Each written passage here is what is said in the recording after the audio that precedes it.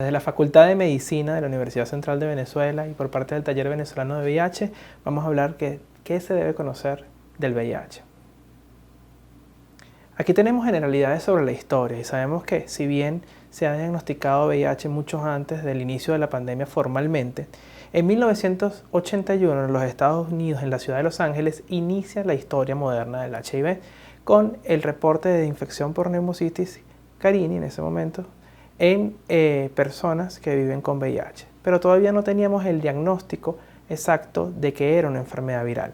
Y no es hasta 1983, cuando ya estaban bien definidas que las rutas de transmisión eran principalmente por vía sexual y también por transfusión sanguínea, se hizo el descubrimiento en conjunto con Estados Unidos y Francia del VIH. Y tuvimos que esperar hasta 1987 para que se desarrollara el AZT o la acidobudina como el primer tratamiento antirretroviral. Desde allí, para el año 92, el HIV se convirtió en la primera causa de muerte en jóvenes. Y no es hasta el 95 donde inicia la terapia moderna para esta enfermedad, logrando que se llegara al tratamiento de gran actividad, que es la eficacia que tenemos actualmente.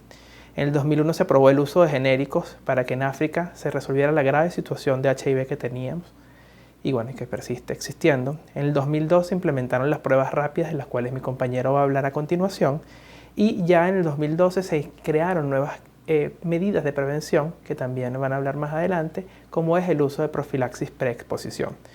Y ya en el 2021 tenemos las dos pandemias, que una ha afectado a la otra de manera importante, como es el COVID-19 y VIH y SIDA.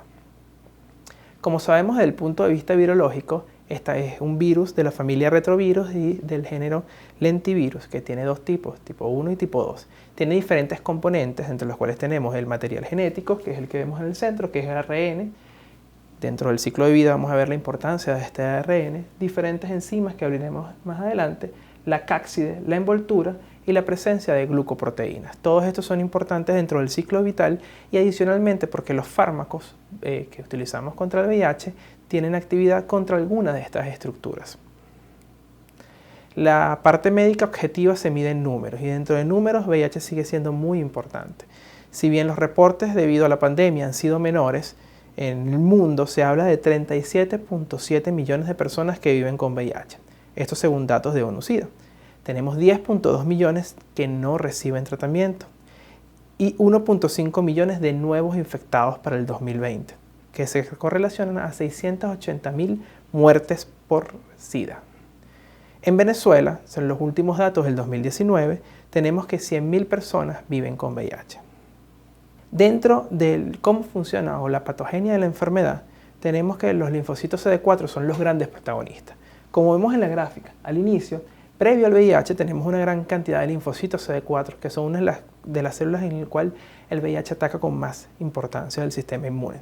Esta infección aguda se correlaciona con una gran cantidad de virus y mantenimiento de las células CD4, lo que conlleva de semanas a meses a una infección crónica en la cual si se van destruyendo los CD4 por parte del VIH, pero logran todavía mantener un número en el cual no se producen infecciones, hasta que comienzan a haber síntomas en la infección crónica y cuando el número de CD4 baja por debajo de 200, tenemos la etapa que se llama síndrome de inmunodeficiencia adquirida, que como ven, la infección por VIH es distinta a el síndrome de inmunodeficiencia adquirida. Esta vendría siendo la última etapa de la patogenia de la infección por VIH. Por lo tanto, la era de las enfermedades oportunistas, como lo hablamos con el Pneumocystis jirovecii, en el inicio de la pandemia y otras enfermedades como tuberculosis y histoplasmosis en Venezuela, ya comenzó a pasar y comenzó la era del tratamiento antirretroviral. Y aquí veíamos las manifestaciones crónicas del propio virus con toda la inflamación endotelial que esto conlleva. Y ahora vemos el HIV como una enfermedad crónica tal cual otras enfermedades metabólicas como diabetes e hipertensión. Aquí tenemos un video con el ciclo viral del HIV. Como vimos, las características, tenemos un virus de ARN de cadena simple que tiene una particularidad. Este ARN entra o ingresa a la célula, como vamos a ver más adelante, y se transforma en ADN gracias a diferentes enzimas. A su vez, el virus tiene una proteína de superficie GP120 y proteínas de nucleocápsides. Estas enzimas importantes, como tenemos la transcriptasa inversa. Cuando ingresa a través de inicialmente de las células de defensas iniciales, de la inmunidad primaria, como son los macrófagos, a través de un receptor CD4 se une la GP121 con un correceptor CCR5.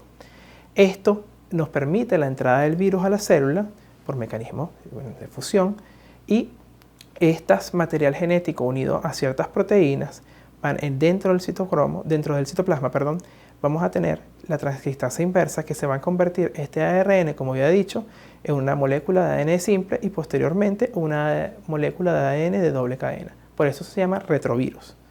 Este ADN va a ser conllevado hacia el núcleo de la célula, donde gracias a una enzima que se llama integrasa, se va a integrar, como su nombre lo indica, al núcleo de la célula, el material genético.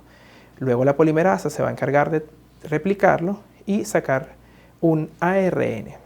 Este ARN viral conlleva toda la información que necesitan para que, a su vez, los ribosomas lo transforman en moléculas de proteínas que gracias a las proteasas van a ser liberadas y luego se van a ensamblar y se van a salir de la célula y va a gemar un nuevo virus.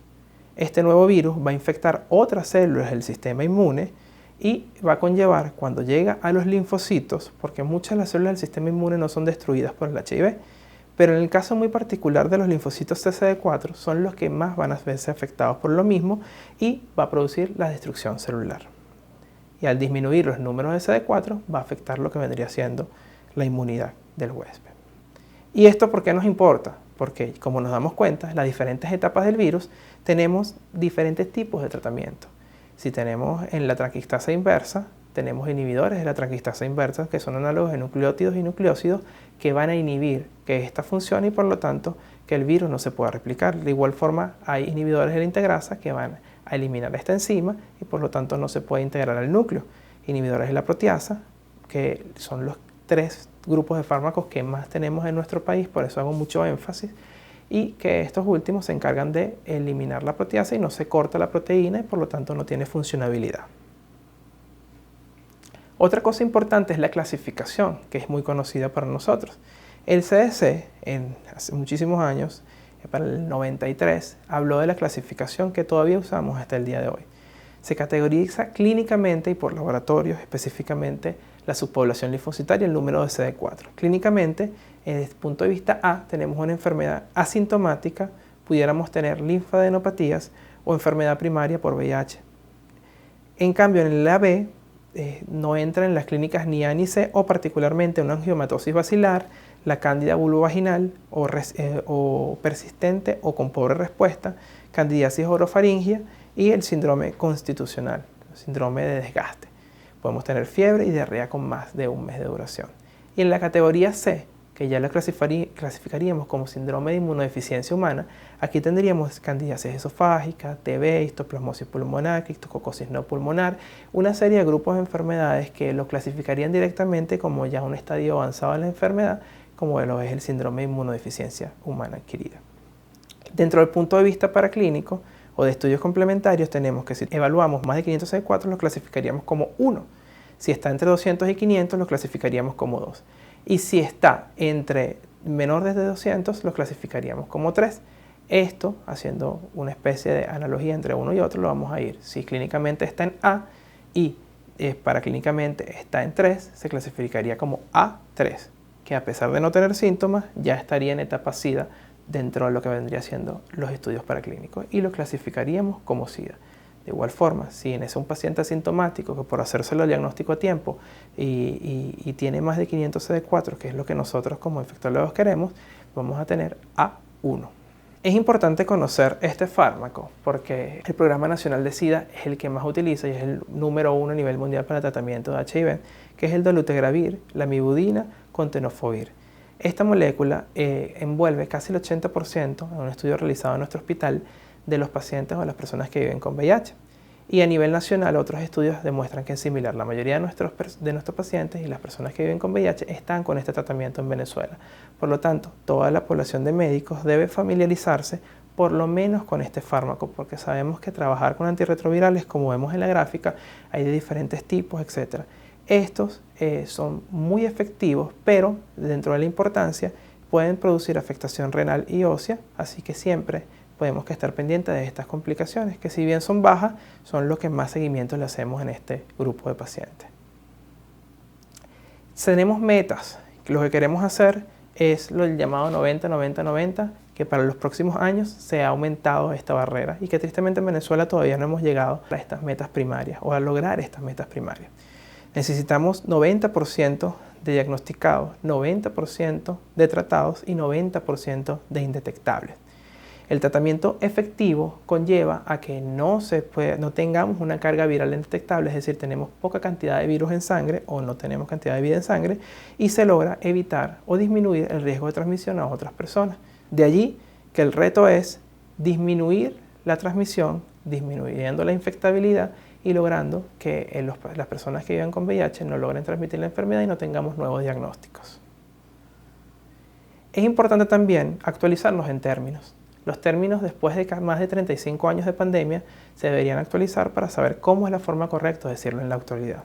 Por lo menos, la palabra promiscuo encierra un juicio de valor.